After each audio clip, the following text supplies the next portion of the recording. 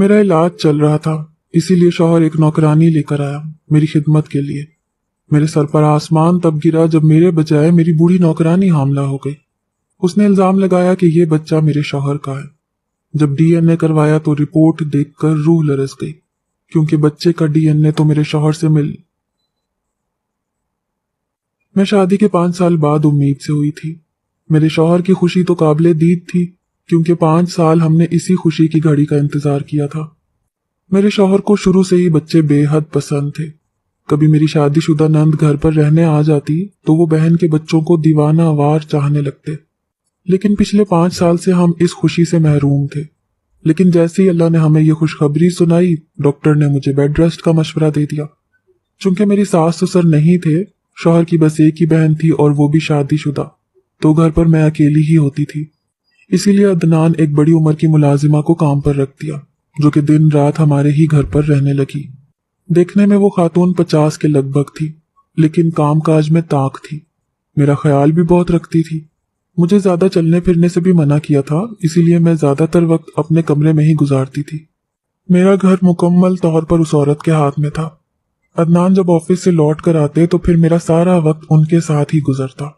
मैं बहुत खुश थी, अपना बहुत ख्याल भी रखती थी। अभी उस औरत को 2 माह ही हुए थे हमारे घर आए हुए कि मैं हॉस्पिटल की सीढ़ियां उतरते हुए सोच रही थी कि मुझसे ऐसी कौन सी कोताही हुई है जो मुझे ये दिन देखने को मिल रहा था। एक एक पल जो गुजर चुका था वो याद कर रही थी। पिछले 2 माह से वो मेरे घर पर थी, एक बार भी अपने घर नहीं गई थी, और वो 1 माह से हामला थी। मुझे लगा मेरा दिमाग मफलूज हो गया है, सोचने समझने की सलाहियत खत्म हो चुकी है। मैं जब मरे मरे कदमों से गाड़ी में बैठकर अपने घर पहुंची तो सामने लाउंज में अदनान को देखकर मेरा दिमाग ही गुस्से से घूम गया। अदनान टीवी देख रहे थे और वो औरत अपने कमरे में थी। अदनान के गीले बाल देखकर मेरा दिल धक से रह गया। मुझे अदनान पर शिद्दत से गुस्सा आने लगा। कितना बड़ा धोखा दिया था इस शख्स ने मुझे, कैसा झूठ बोला था। मेरे अंदर तो जैसे आग सी लग गई थी। मैं अपनी परवाह किए बगैर अपने शौहर के पास आकर खड़ी हो गई। उसका गुस्से से गिरेबान पकड़ लिया। मैंने कहा, अदनान, तुमने मुझे कहीं का नहीं छोड़ा। मेरे इस तरह से रोने पर अदनान शशदर सा रह गया। कहने लगा, क्या हुआ? मैं चिल्लाकर बोली तो वो औरत भी अपने कमरे से बाहर निकल आई। मेरा रवैया अदनान के साथ जारहाना था। मैंने उसे बुरी तरह से झंझोड़ कर रख दिया। वो मेरे रवैये पर घबरा सा गया। मेरे दोनों हाथों से अपना गिरेबान छुड़वा कर कहने लगा, आयशा, तुम्हें हुआ क्या है? मैंने वो रिपोर्ट्स उसे पकड़ा दी और फूट फूट कर रोने लगी। वो औरत अब भी वहीं खड़ी मुझे देख रही थी। मैंने तनफ्फुर से उसे देखा और कहा कि दफा हो जाओ मेरे घर से, तुम मेरा घर बर्बाद करने आई थी। मैं दीवाना वार उसकी तरफ बढ़ी थी। मेरा जी चाहा मैं उस औरत का गला दबा दूं, उसे मार डालूं, जिसने मेरी जिंदगी तबाह कर दी थी। मेरा जी चाहा आग लगा दूं हर चीज को। मुझे जीते जी मार डाला था इस औरत ने, क्योंकि वो मेरे शौहर के साथ था। अभी कुछ दिन पहले की तो बात थी। उस मुलाजिमा को आए हुए 2 माह ही तो हुए थे। वो मुझे कहने लगी कि उसे छुट्टी चाहिए क्योंकि उसे चक्कर आ रहे हैं, उसकी तबीयत ठीक नहीं है। मैं उसी वक्त अपने ड्राइवर के साथ अपनी लेडी डॉक्टर के पास रूटीन चेकअप के लिए जा रही थी। मैं उसे भी साथ ले गई और मैंने अपना चेकअप करवाया तो अपनी मुलाजमा का भी करवा लिया। लेडी डॉक्टर ने मुझे चंद टेस्ट लिख कर दिए और मेरे साथ ही मेरी मुलाजमा के लिए भी टेस्ट की स्लिप बना दी। मैंने टेस्ट करवाए और दवा लेने के बाद मैं घर लौट आई। लेडी डॉक्टर की दवा से मेरी मुलाजिमा को फर्क तो पड़ गया, लेकिन अब वो थकी थकी लगने लगी थी। बहुत जल्द ही उसका सांस फूलने लगता था। खाना खाते ही उसका जी मतलाने लगता था। मैं तो परेशान सी होकर रह गई थी कि आखिर इन्हें हुआ क्या है। मैंने अदनान से कहा कि बड़ी भी खुद बीमार रहने लगी हैं, तुम इन्हें वापस भेज दो। लेकिन मेरी बात पर अदनान हत्थे से उखड़ गए। कहने लगे, ये तुमने किस किस्म की बात की है? अगर वो बीमार हैं तो उन्हें छोड़ दिया जाए। वो तुम्हारा कितना ख्याल रखती हैं। मैं ऐसी खुदगर्जी नहीं दिखा सकता। अदनान अब खाना बाजार से लाने लगे थे। वो मुलाजमा चुप चुप सी रहने लगी थी, खामोशी से काम करती रहती। अदनान जब बाजार से मेरे लिए जूस लाते तो साथ साथ बड़ी भी को भी फ्रेश जूस ला कर देते। उनकी खैरियत भी पूछते रहते। वो न जाने क्यों अदनान से घबराई घबराई सी रहती थी। बेशक वो 50 के करीब करीब उम्र की थी, लेकिन खुद को फिट रखा हुआ था। रंगत भी गोरी थी, खूबसूरत खातून थी। मुझे ना चाहते हुए भी कभी कभी किसी गड़बड़ का एहसास सा होने लगता था। लेकिन आज तो जैसे मुझ पर मुसीबत का पहाड़ ही टूट पड़ा था। मैं डॉक्टर के पास गई, उसने मेरी रिपोर्ट सामने रख दी। सब कुछ नॉर्मल था। तभी लेडी डॉक्टर ने एक दूसरी फाइल मेरे सामने रख दी कि उस दिन जो औरत आपके साथ आई थी ये उनकी रिपोर्ट्स हैं। जैसे ही मैंने वो रिपोर्ट्स पढ़ी मेरे पैरों तले से जमीन निकल गई। वो हामला थी। ये देखकर तो मेरा सर बुरी तरह से चकराने लगा। मेरा वजूद पत्थर का मुजस्मा सा बन गया था। जब वो पिछले 2 माह से मेरे घर से कहीं गई ही नहीं थी तो फिर हामला। मेरा शक जिस शख्स पर जा सकता था वो सिर्फ मेरा शौहर था, क्योंकि दूसरा कोई भी मर्द मेरे घर पर नहीं रहता था। घर आकर तो मैं काबू से बाहर थी। मैं रो रही थी, तड़प रही थी। मेरा जी चाहा खुद को खत्म कर लूं या फिर इस औरत को मार डालूं। अदनान रिपोर्ट्स पढ़कर बेयकीन से थे। मेरे पास आकर कहने लगे कि आयशा, इस रिपोर्ट से मेरा क्या ताल्लुक है। मुझे अदनान के नाफहम बनने पर इश्तियाल आने लगा। मैंने कहा, तुम रात भर मेरे कमरे से गायब होते थे और ये औरत 2 माह में एक बार भी अपने घर नहीं गई, बल्कि कहीं भी नहीं गई, तो फिर यह हामला कैसे हो गई। ये एक ऐसा सवाल था जिसने मेरे अंदर ऐसी तबाही मचा रखी थी कि अगर मुझे इसका जवाब ना मिलता तो मैं पागल हो जाती। मैं जनूनी सी हो गई थी। चिल्लाकर अदनान से पूछने लगी तो अदनान भी गुस्से में आ गए। कहने लगे, तुम पागल तो नहीं हो गई, क्या बकवास कर रही हो, मैं ऐसा सोच भी नहीं सकता। वो भी गुस्से से बेकाबू हो गए। लेकिन वो औरत बोल पड़ी और जो कुछ उसने कहा वो सुनकर तो अदनान भी दंग सा रह गया। वो कहने लगी, हाँ, मैं तुम्हारे शौहर के बच्चे की मां बनने वाली हूँ। ये सुनकर अदनान की रंगत उड़ गई। वो मुझे छोड़कर उस औरत के पास आ गए। कहने लगे कि आपको शर्म नहीं आती मुझसे ऐसी बात करते हुए।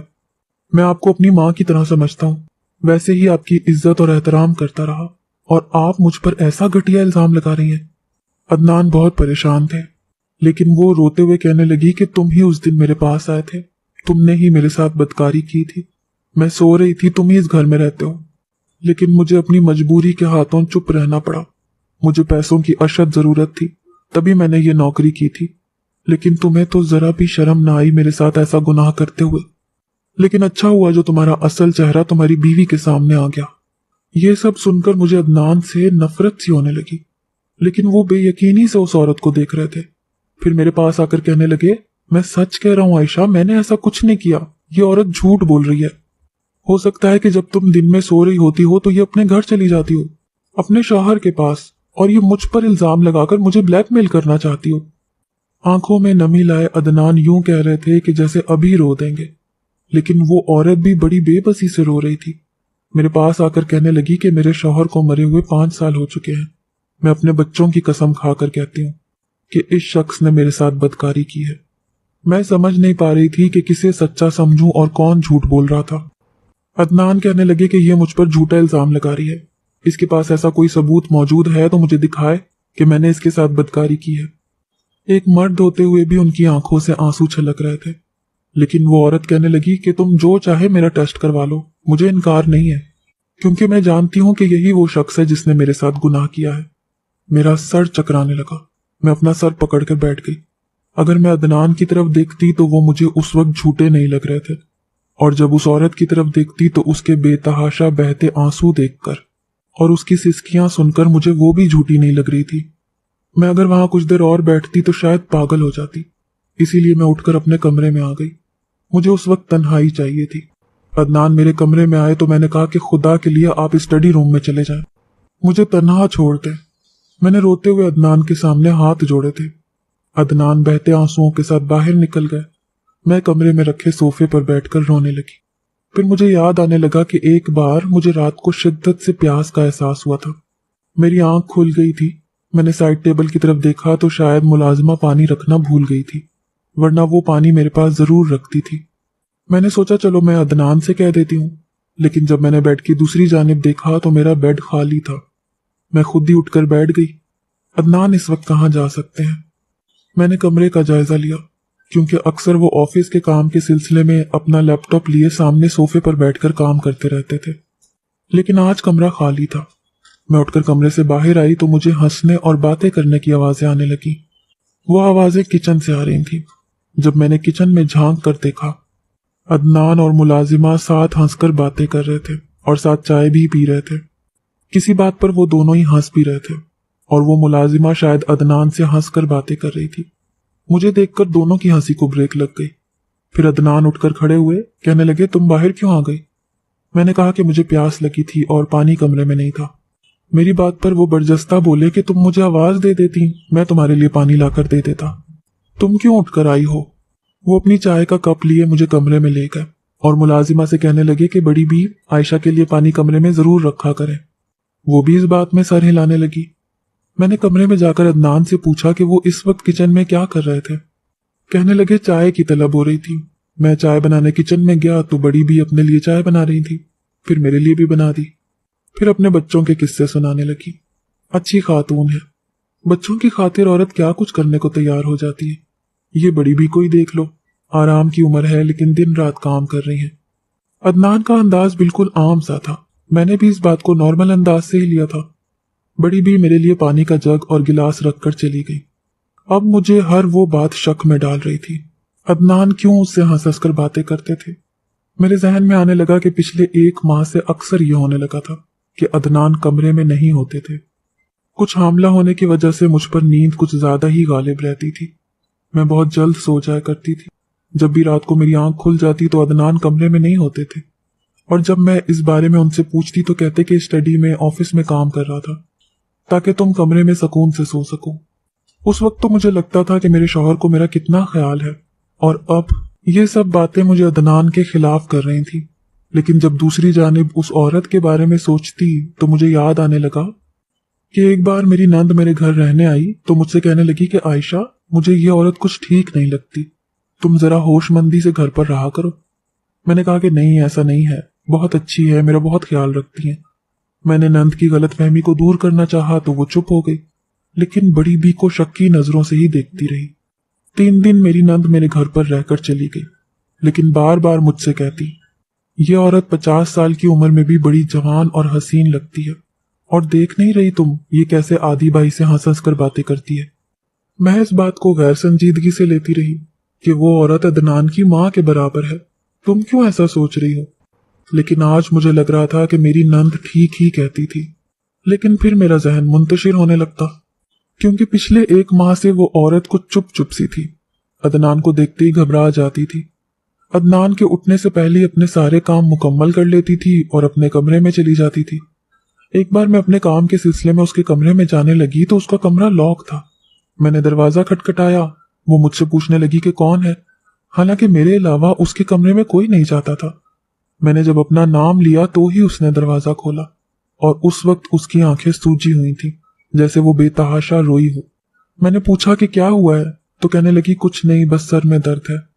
मैं खुद अपनी तबीयत की वजह से ज्यादातर परेशान रहती थी, इसीलिए बस अपने कमरे में ही रहती थी। इसीलिए अपने काम का कहकर मैं वापस आ गई। लेकिन अब मुझे हर छोटी बात भी याद आ रही थी, जो कभी मुझे अदनान के खिलाफ कर देती तो कभी उस औरत के खिलाफ। मेरा सर बुरी तरह से चकरा रहा था। पूरी रात में कोशिश के बावजूद भी सो ना सकी। जब सुबह कमरे से बाहर निकली तो वो औरत मुझसे कहने लगी कि वो सच कह रही है, अदनान अच्छा इंसान नहीं है। उसने हमेशा उसे छोटे भाई या बेटे जैसा समझा था, तभी कभी कभी वो उससे हंसकर बात कर लेती थी। वो अपना कमरा लॉक करके नहीं सोती थी क्योंकि उसे कभी अदनान को देखकर यह नहीं लगा था कि वो उस पर गंदी नीयत रखता है या कोई गलत इरादा रखता है।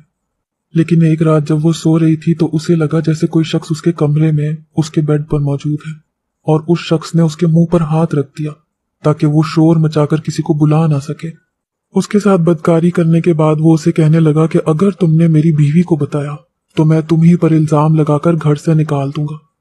कहने लगी कि अंधेरे में वो उस शख्स का चेहरा नहीं देख पाई थी, लेकिन इस घर में मेरे शौहर के अलावा और कोई ना था। वो मेरे सामने रोने लगी। कहने लगी मेरी बेटी के दिल में सुराख है, मैं नौकरी करती हूँ ताकि उसका ऑपरेशन करवा सकूं। मेरी बच्ची गवर्नमेंट हॉस्पिटल में एडमिट है, यकीन ना आए तो मेरे साथ चलकर देख लो। मैं उसकी दवाइयों का खर्चा उठा रही हूँ, इसीलिए तुम्हारे शौहर के आगे बोल नहीं सकी। उस औरत की बेबसी से बहते आंसू देखकर मैं क्या समझती, मैं भी एक औरत थी। वो झूठी नहीं लग रही थी, एक बेबस और मजबूर लग रही थी। मैंने कहा तुम अपने घर जाओ, तुम्हारी बच्ची के इलाज के पैसे मैं तुम्हें दे दूंगी। वो मेरी बात सुनकर मेरे घर से चली गई। जब तक मेरा शौहर नींद से जागकर स्टडी से बाहर आ चुका था, मैं भी अपने जाने की तैयारी कर चुकी थी। मुझे ऐसे शख्स के साथ एक पल भी नहीं रहना था जो ऐसी घटिया सोच का मालिक हो और किसी बेबस औरत की मजबूरी का फायदा इस तरह से ले रहा हो। मुझे अदनान से मोहब्बत थी, लेकिन मैं बेज़मीर नहीं थी। मुझे बैग बंद करते देखकर अदनान हैरान हुआ, फौरन से मेरे पास आ गया। कहने लगा, आयशा ये सब क्या है? अदनान की आंखें भी मतवर्रम थी, जैसे रात भर सोए ना हो, लेकिन मेरा दिल उनकी तरफ से बहुत खराब हो चुका था। मैंने कहा, मैं मैके जा रही हूँ और वापस उसी वक्त आऊंगी जब आप अपनी डीएनए की रिपोर्ट से खुद को बेकसूर साबित कर लेंगे। मैंने अदनान को मुश्किल में डाल दिया था, क्योंकि मैं जानती थी वही कसूरवार है, इसीलिए वो कभी भी डीएनए टेस्ट के लिए नहीं मानेंगे। लेकिन वो कहने लगे कि तुम्हें कहीं भी जाने की जरूरत नहीं है, चलो मेरे साथ, तुम जहां से कहोगी मैं वहीं से टेस्ट करवाने को तैयार हूं, क्योंकि मैंने ऐसा कोई गुनाह किया ही नहीं है। चलो मेरे साथ और बुलाओ उस झूठी औरत को, चंद दिन में ही सच झूठ नजर आ जाएगा। अदनान की बात सुनकर मैं फिर से तज़्बुज़ुब का शिकार हो गई। अगर वो झूठे होते तो यूं इतनी जल्दी टेस्ट करवाने के लिए तैयार ना हो जाते, लेकिन यही शायद मसले का हल था।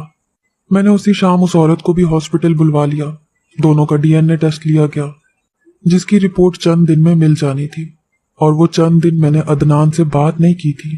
वो भी चुप थे। कहने लगे, तुम्हें मुझ पर यकीन नहीं है, रिपोर्ट पर भरोसा है, तो जब तक रिपोर्ट नहीं आ जाती मैं तुम्हें अपनी कोई सफाई पेश नहीं करूंगा। चंद दिन बाद जब डीएनए की रिपोर्ट आई तो वो देखकर मैं दंग रह गई। अदनान ने उस औरत के साथ कोई बदकारी नहीं की थी। रिपोर्ट देखकर वो औरत भी हैरान परेशान थी। कहने लगी कि ये कैसे हो सकता है, मैं कसम खाती हूँ कि मेरे साथ जुल्म हुआ है। लेकिन मुझे उस औरत की बात पर यकीन न था। मैंने कहा, तुम झूठी औरत हो। वो कहने लगी कि मुझे मेरी बीमार बेटी की कसम, मेरे साथ जुल्म हुआ था, और इस घर में आपके शौहर के अलावा तो कोई मर्द है ही नहीं।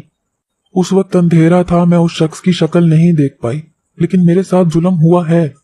मैंने उस औरत की तरफ देखा तो वो अब भी अपनी उसी बात पर कायम थी। उसके चेहरे पर अब भी बेबसी थी। जिस दिन की वो बात कर रही थी उन्हीं दिनों मेरी नंद और नंदोई मेरे घर में रहने के लिए आए थे। जब मेरी नंद ये कह रही थी कि ये औरत ठीक नहीं लगती, मुझे याद आने लगा कि मेरा नंदोई खाने के दौरान भी इस मुलाजिमा को मुसलसल देख रहा था, और तीसरी सुबह उस पर बदहवासी सी छाई हुई थी। वो जल्दी से ही नंद को अपने साथ लेकर अपने घर चला गया था। जब ये बात मैंने अदनान से कही तो वो तो हत्थे से ही उखड़ गए। कहने लगे, ये औरत अब मेरी बहन का घर बर्बाद करना चाहती है।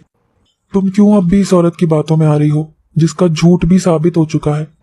लेकिन मुझे उस औरत पर तरस आ रहा था। मैंने अदनान की बहुत मिन्नत की तो वो मेरी बात मानने के लिए तैयार हो गए। अदनान ने अपने बहनोई से कहा कि उनके किसी दोस्त को ब्लड डोनेट करना है, और उस दोस्त का ब्लड ग्रुप बहनोई के ग्रुप से मैच है, इसीलिए बहनोई तैयार हो गया। जो कयामत हमारे घर पर गुजरी थी उसकी खबर ना मेरी नंद को थी और ना ही नंदोई को। ब्लड सैंपल से ही डीएनए का टेस्ट करवा लिया गया था, जिससे सच साबित हो गया था। उस औरत के साथ जुल्म अदनान के बहनोई ने किया था। जब इस बात की खबर नंद और नंदोई को हुई तो बहुत बहस के बाद वो शख्स अपने गुनाह का इकरार कर चुका था कि उसने ही ये गुनाह किया था। मेरी नंद बहुत रोने लगी। कहने लगी, मेरा शौहर रंगीन मिजाज है, मैं ये भी जानती थी कि ये गैर औरतों से ताल्लुकात रखता है, लेकिन ये नहीं मालूम था कि मेरे मैके में आकर ये जुल्म कर देगा और इल्जाम मेरे भाई पर लगा देगा।